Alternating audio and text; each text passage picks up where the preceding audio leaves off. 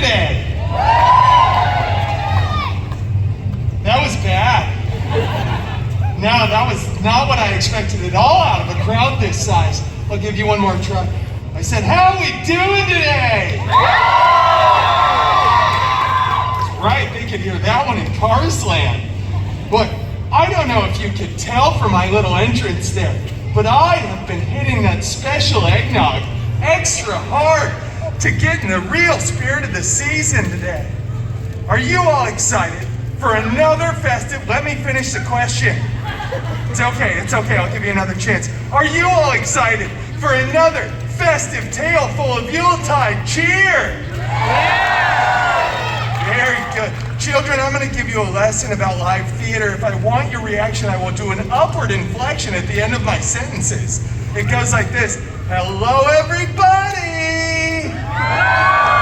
That was a terrible example on my part. I'm just going to move on to this. All right, this story is a personal favorite story of mine. It's a classic tale of good and evil. It features lots of greed, a four-poster bed, and ghosts. I didn't like that. No, that's weird for a Christmas story. Ghosts. Hey, am I going to do this one again? I have to. I'm not asking you. I'm asking my manager behind you. This isn't about you. You're just a guest. Okay, we're going to do this. All right. Oh, yes, everybody. This here is my Merc on the woodwork. Thank you. Came up with that myself.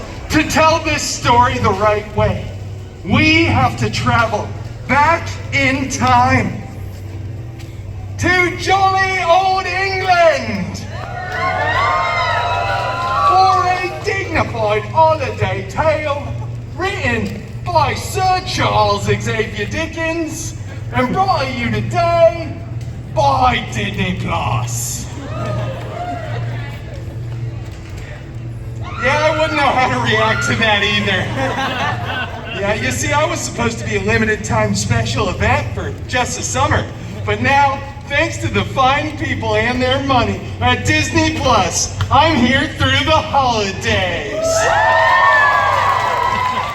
So make sure you check out all the quality programming only available on Disney Plus.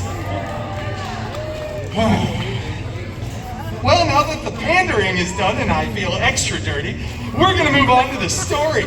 And what a story this is. This is so good. I already said it's my favorite. And because it's my favorite, we're going to read it all the way through this time.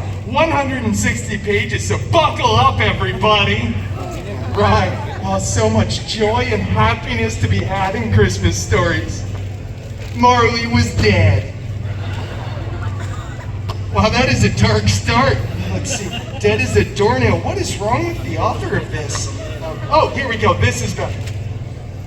The meanest man in all of London town was a vile, ugly, hairy, smelly, prickly, miserly old brute by the name of Loganezer Scrooge. He's not even here. Don't boo him. He can't defend himself. Old Loganezer was a real curmudgeon who hated the holidays, and he would always walk around saying, "Bah humbug, bub." He had a wonderful employee who was witty and charming and very attractive. Yes, he was a bit of an acquired taste, but his name was Wade Cratchitpool. Oh, it's me. Yeah, thanks for figuring it out. Poor Wade just wanted to spend a day off for the holidays with his family. But mean old Loganezer would always say, "Shut up, get back to work and count me money, bub." He was very mean and mildly Australian. But because he was such a bad dude, Loganezer was visited during the night by his dead partner, who was a dead man. Or should I say an ex-man. Don't groan, it's comedy. This dead man told him that he was going to be visited during the night by 3 ghosts who would teach him the true meaning of Christmas. Well, Logan Easer slept uneasy that night, like when you have one too many chimichangas before going to bed. But as he laid his head down, there was a bright flash outside of his window. He jumps up and runs over, ripping open the curtains to find Johnny Storm, all flamey and bright. Yeah, it wasn't Steve Rogers like we all hoped it would be. And he starts yelling a whole bunch of stuff about being the ghost of Christmas past and blah, blah, blah. Then he shouted a whole load of vulgarities that I cannot repeat here at the Disneyland Resort. Registered trademark. But basically, he takes Logan Easer and shows him his sad, poorly rated X-Men origins. Oh, you saw it. It was bad. Then the second ghost shows up. It's a huge, child-minded figure, larger than a normal man should be, made completely out of metal, and with an obnoxious Russian accent.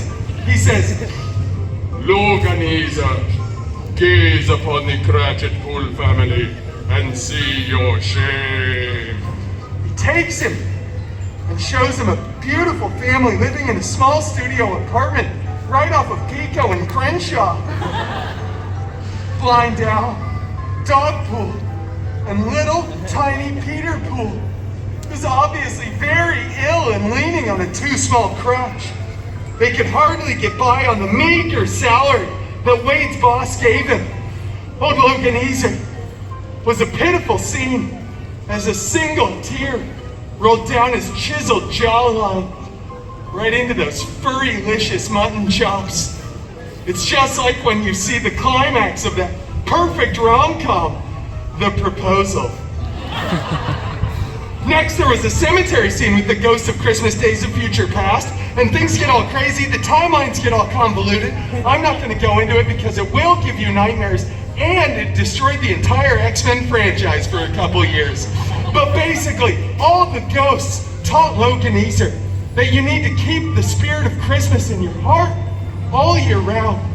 Always think of those less fortunate than you. And overall, don't be such a jerk all the time. Logan Easer spends the money to get Tiny Peter Pool all healed up and they become pals. And then old Scroogey is true to his word and becomes a better man. And then at the very end of the story, little Tiny Peter Pool, all healed up, dances his way over to Logan Easer, grips him by his muscular inner thigh muscles. Sorry, got distracted.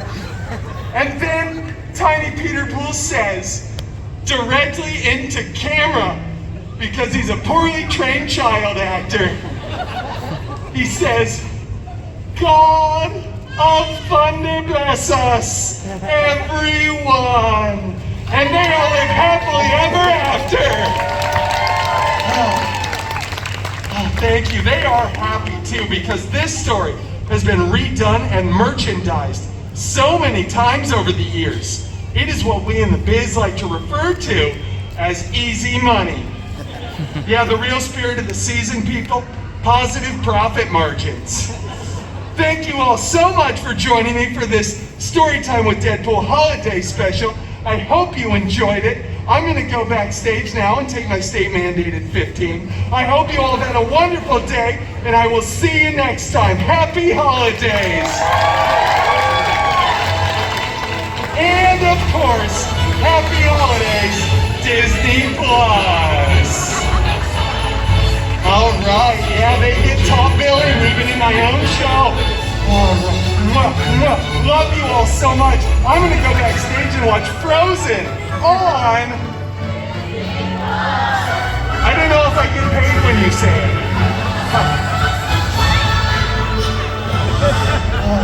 I love you all so much, but not as much as I love Disney Plus. Oh, I am such a sellout.